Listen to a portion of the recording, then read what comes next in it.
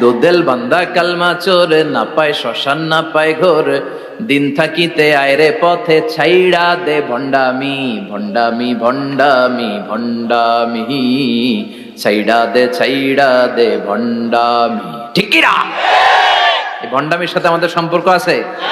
মাজার পূজার সাথে ইসলামের কোনো সম্পর্ক আছে? নামাজ কালাম পড়ে না, ইবলিশ শয়তানের নানা। আছে না নাই? এলাকায় মনে হয় নাই, অনেক জায়গায় আছে দেখবেন লাল সালু দিয়া উঁচু করা। সাইয়েদনা আলীকে মদিনায় বিশ্বনবী পাঠালেন আর বললেন, যত উঁচু মাজার দেখো ভেঙে মাটির সাথে গুড়িয়ে দাও। কবরস্থান উঁচু হবে না, কবর হবে সমান। এটাকে সেফটি দেওয়ার জন্য, সিকিউরিটি দেওয়ার জন্য আপনি চারদিকে সিম্পল বেড়া বা দেয়াল দিতে পারেন, যাতে গরু ছাগল যে এই কবরের অসম্মান না করে। আমরা আশরাফুল মাখলুকাত, আমরা বেঁচে থাকলেও যেমনি সম্মান আছে আমাদের, মরে গেলেও সম্মান আছে না নাই? আল্লাহ বললেন, ওয়ালাকাদ কাররামনা বানি আদম, আমি বনি আদমের সম্মান বাড়িয়ে দিয়েছি। জীবিত অবস্থায় যেমনি সম্মান, মরে গেলেও সম্মান। ঠিক কিনা? বিশ্বনবী দেখলেন একটা লাশ যাচ্ছে, লাশ দেখে নবী দাঁড়িয়ে গেলেন। সাহাবারা বললেন, ইয়া রাসূলুল্লাহ ইন্নাহু ইয়াহুদি, এটা ইহুদির লাশ।